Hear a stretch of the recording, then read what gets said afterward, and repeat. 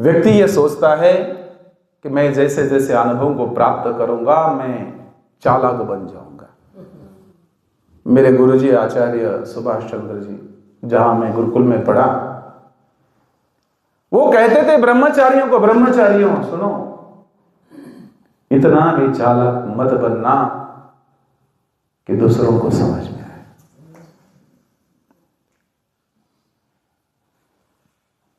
सामान्य व्यक्ति को यह लगता है कि मैं सामने वाले को चीट कर रहा हूं। वो सामने वाले को नहीं, सबसे पहले तो वो स्वयं को चीट कर रहा है, अपनी आत्मा को जला रहा है, विचारों को गलत मार्ग पर ले जाकर के वो भले ही कुछ क्षण के लिए कुछ प्राप्ति को प्राप्त करे, मान को, सम्मान को, इज्जत को प्राप्त करे, धन संपत्ति को प्राप्त करे, परंतु उसका जो फल है, जो बन रहा है, जो दिख नहीं रहा, परंतु उसका जो प्रभाव उसके घर में आने वाले पुत्र पौत्र बहू को मिलने वाला है, उसको नहीं पता। घर का कोई एक सदस्य कोई गलती करता है, मनुस्मृति कहती है यदि एक राजा कोई गलती करता है या राजा के अंदर प्रजा जब कोई गलती करती है तो उसका भी फल राजा को मिलता है, और राजा कोई गलती करता है तो उसका फल प्रजा को भोगना पड़ता है। तो जो अंतिम चरण है उसके प्रति हमें सजग होना चाहिए, परंतु अज्ञानवश कुछ लोग कम जानकर अविद्यायाम अंतरे विद्यमाना स्वयं धीराः पंडितमन्यमाना।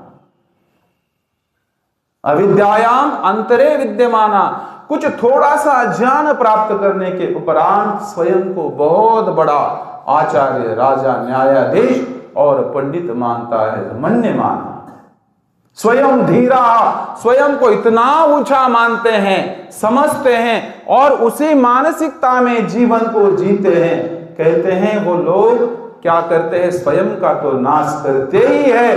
अंधे नेय माना यथा अंधा, जैसे एक अंधा किसी दूसरे अंधे को ले जाता है, ऐसे वो अज्ञानी व्यक्ति दूसरे को लेकर के कुएं में फेंक देता है। तो इस संसार में चलते समय चिंतन होना आवश्यक है। कोई कदम जब हम उठाते उस पर भी चिंतन होना आवश्यक है, और ये तब होगा जब हम अपने आप को जाने, हम अपने भीतर उतरे, अपने कर्तव्य को समझे।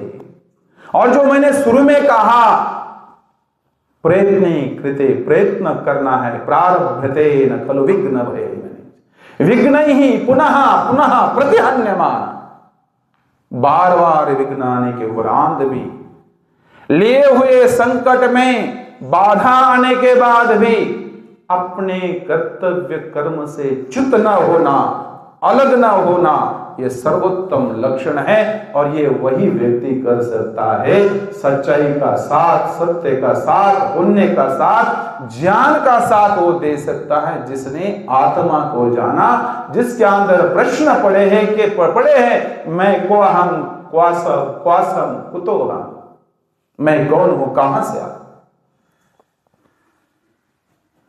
और कहते हैं ये बात जब आगे बढ़ती जाएगी तो ये बात जाएगी परमात्मा तक। तब प्रश्न होगा कि जब मैं कौन हूं तो मेरा पिता कौन है, मुझे किसने यहां भेजा, वो कैसा है।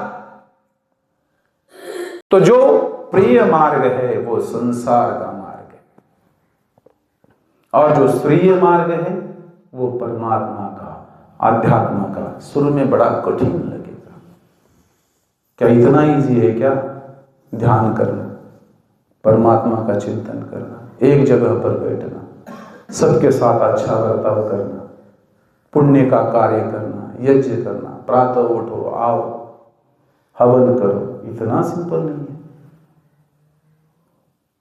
और जब हम अच्छे मार्ग पर चलते हैं, ऋषि दयानंद को तो पत्थर मारे, क्या बिगाड़ा था इस ऋषि ने किसी को, सच तो कह रहा था। और इसे एक सीख मिलती है कि अच्छा कार्य करने पर सब आपको अच्छा कहे, ये भी छोड़ दो, नहीं हो सकता। मैंने कहा पिंडे पिंडे मतिर्भिन्ना, सब अपने अनुसार विचार कर रहे हैं, तो हमें अपने अनुसार विचार नहीं करना चाहिए, समष्टिगत विचार करना चाहिए, तब जाकर के हम समूह में आगे बढ़ सकते हैं। सर्वहितकारी नियम में सबको परतंत्र रहना चाहिए, जो ऋषि लिखते हैं। इसलिए ऋषि को युग दृष्टा कहते हैं।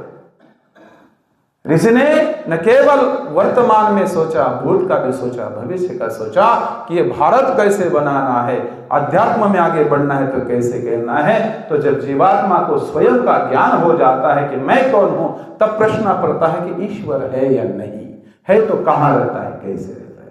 तो इसमें कठोपनिषद बहुत सुंदर लिखता है, तन दूरदर्शन गूढ़ मनु प्रविष्ट। वह परमात्मा कैसा है, दूरदृष्ट,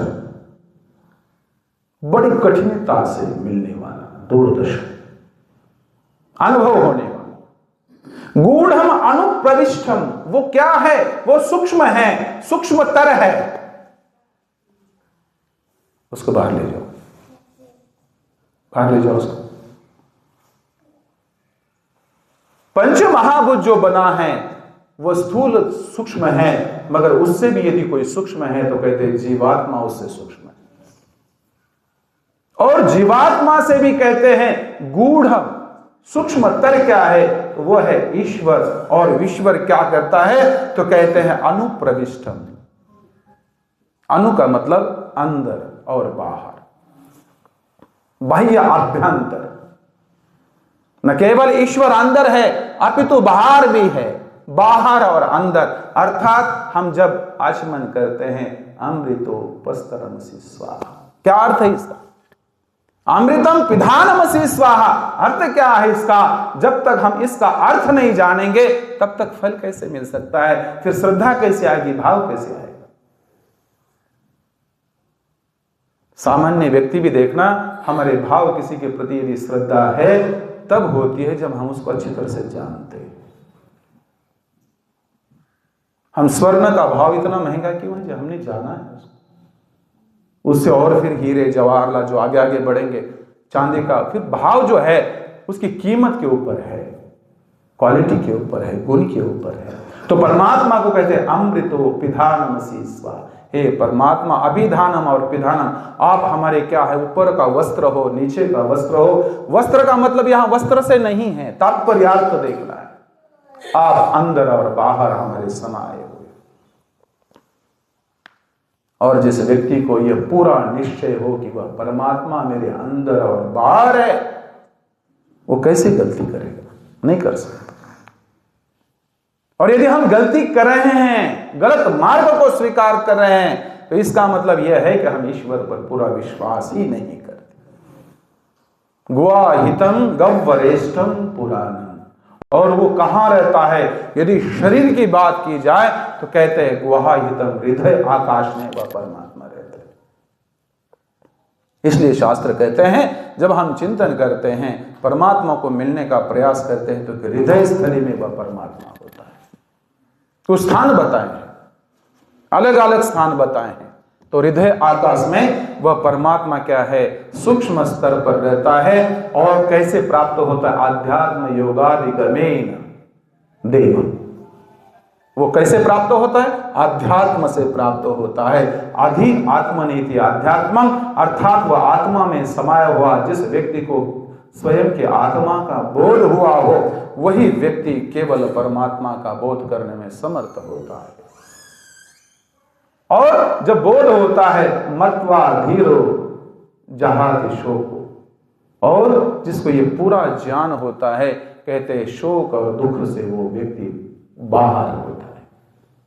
तो ऐसा जो परमात्मा है वो कैसा है, और आगे कहते हैं बड़े सुंदर शब्दों में कहते हैं, वेदाहमेतम पुरुषम महंतम आदित्य वर्णम तमसः परस्ता तम एव विदित्वा अति मृत्यु मेति नान्यः पंथा विद्यते यनाय। 2 मिनट में समाप्त हो गया समय, 2 मिनट। वेदा हमेतम पुरुषम महांतम, वह तम महांतम पुरुषम वेद। हे मनुष्य, हे नचिकेता, उस महान पुरुष को जानो। कौन से महान पुरुष को? कहते हैं वेदांत तपसा तपांसि सर्वाणि च यत् वदन्ति। जितने हम तप करते हैं, पुण्य करते हैं, यज्ञ करते हैं, चिंतन करते हैं, सत्कर्म करते हैं, जिसकी स्तुति करते हैं, उस परमात्मा को जानो। और यदि इच्छन्ति, जिसको प्राप्त करने के लिए ऋषि महर्षि मुनि ब्रह्मचर्य का पालन करते हैं। अब ब्रह्मचर्य का पालन का अर्थ दो है। एक ब्रह्मचर्य वो होता है जो युवावस्था में हम 25 साल तक जिसका पालन करते हैं, वो है ब्रह्मचर्य। दूसरा ब्रह्मचर्य होता है अध्ययनरत होना। ब्रह्मणि चरत यह स ब्रह्मचर्य, जो ब्रह्म का चिंतन करता हो, जो ईश्वर का चिंतन करता हो, संध्या करता हो, उपासना करता हो, ईश्वर की स्तुति प्रार्थना करता हो, वो ब्रह्मचारी है। अर्थात जो चिंतन करता है, ऐसे जो चिंतन करते हैं, वो तत्ते पदम, वो मैं पद बता रहा हूं। और वो पद क्या है? ओम इति एतत्,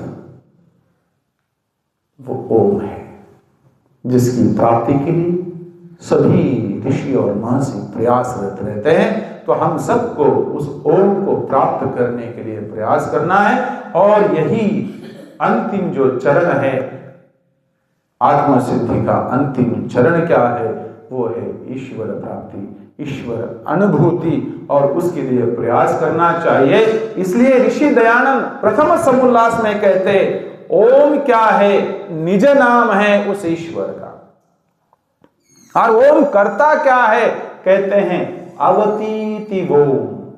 अवती का मतलब होता है संरक्षण करना, रक्षा करना, अंदर से बाहर से जो हमारी सुरक्षा करता हो, संरक्षण करता हो, हमें इस जीवन से ले जाकर दूसरे नूतन जीवन में ले जाने वाला जो प्रोसेस करता है, वह परमात्मा है। और यही हम सबका अंतिम चरण होना चाहिए।